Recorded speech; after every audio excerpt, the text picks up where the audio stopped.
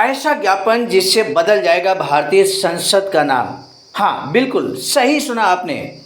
भारतीय संसद का नाम बदल सकता है, डॉक्टर BR अम्बेडकर संसद भवन किया जा सकता है। ऐसा ही ज्ञापन अखिल भारतीय अनुसूचित जाति जनजाति कर्मचारी कल्याण एसोसिएशन आवाजका के मंडलीय संवैधानिक सेमिनार 2023 में, जो कि 2 जुलाई 2023 को आजमगढ़ में अभी संपन्न हुआ, वहाँ पर एक ज्ञापन पारित किया गया सर्वसम्मत से, जो भारत सरकार को यहाँ पर भेजा जा रहा है, राष्ट्रपति को भेजा जा रहा है।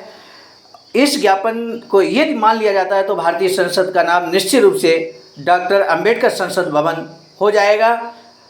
आवाज का प्रदेश अध्यक्ष उत्तर प्रदेश के आदरणीय अशोक कुमार प्रबुद्ध जी के शब्दों में, आइए देखते हैं क्या कुछ है ज्ञापन।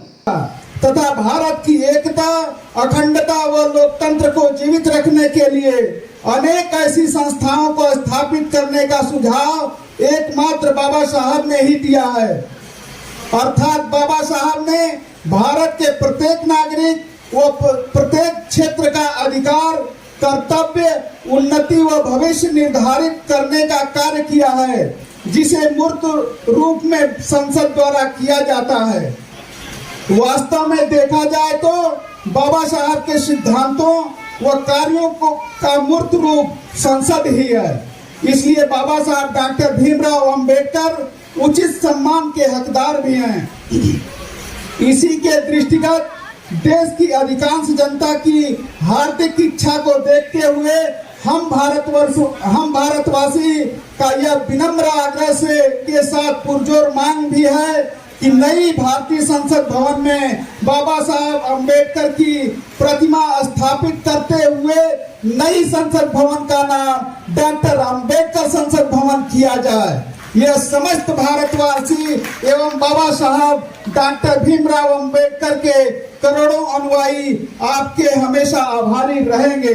अखिल भारतीय अनुसूचित जाति जनजाति कर्मचारी कल्याण एसोसिएशन नई दिल्ली, यानी आवाजका के द्वारा नई संसद भवन का नाम डॉक्टर अम्बेडकर भवन रखने का नाम ये मांग करती है, जिसे इस सदन ने पारित किया। आप जोरदार तालियों से इसका समर्थन करिए ताकि इसको हम लोग महामहिम राष्ट्रपति को भेज सके।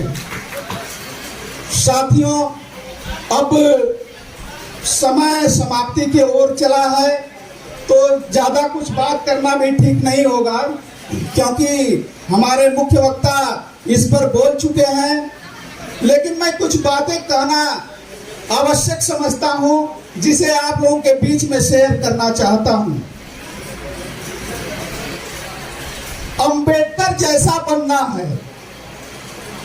अभी अंबेडकर मिशन की बात हो रही थी, तो उस विषय में मैं कुछ कहना चाहता हूं कि अंबेडकर जैसा बनना है तो अंबेडकर जैसा करना होगा।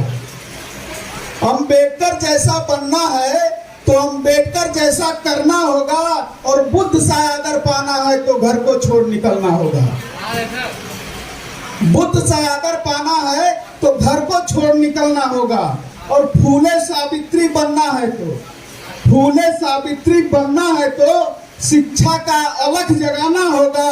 और रैदास कबीर सा बनना है तो सत्य राह दिखलाना होगा। फूले सावित्री बनना है तो शिक्षा का अलग जगाना होगा, और रैदास कबीर सा बनना है तो सत्य राह दिखलाना होगा। और साहू नारायणा पेरियार हो बनना, साहू नारायणा पेरियार हो बनना तो साहस उतना करना होगा। और शासक तुमको बनना है तो कांसी राम सा चलना होगा, कांसी राम सा चलना होगा। और हम अम्बेडकर के बेटे हैं, हम अम्बेडकर के बेटे हैं, क्यों सोचे राह सरल होगी। हम अम्बेडकर के बेटे हैं, क्यों सोचे राह सरल होगी। और चलना शुरू करोगे तो तुम निश्चित राह सरल होगी। कुछ ज्यादा वक्त लगेगा पर संघर्ष जरूर सफल होगा। हर संकट का हल होगा, वो आज नहीं तो कल होगा, वो आज नहीं तो कल होगा।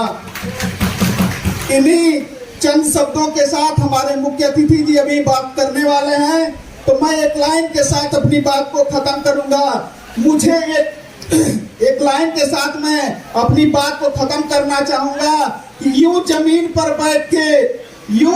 पर बैठकर क्यों आसमान देखता है, यूं जमीन पे बैठ के क्यों आसमान देखता है, पंखों को खोल जमाना सिर्फ उड़ान देखता है, जमाना सिर्फ उड़ान देखता है। इन्हीं चंद शब्दों के साथ मैं यहाँ पे आए हुए अखिल भारतीय अनुसूचित जाति जनजाति कर्मचारी कल्याण एसोसिएशन जनपद के जितने भी हमारे साथीगण हैं उनसे अनुरोध करूंगा कि एक ज्ञापन आप रख लीजिए और इसको बाई पोस्ट राष्ट्रपति महोदय को और जितने प्रतिलिपि में हमारे लिखे गए हैं उन्हें सभी को इसे बाई पोस्ट भेजना है और ईमेल भी करना। इसमें ईमेल आईडी भी लिखी हुई है, आप लोग इसे ईमेल भी कर सकते हैं। तो सबसे अनुरोध है कि इस ज्ञापन को आप प्राप्त करके सभी लोग इस ज्ञापन को राष्ट्रपति महोदय को भेजने का काम करेंगे। इन्हीं चंद शब्दों के साथ मैं अपनी वाणी को विराम देता हूँ। नमो बुद्धाय, जय भीम।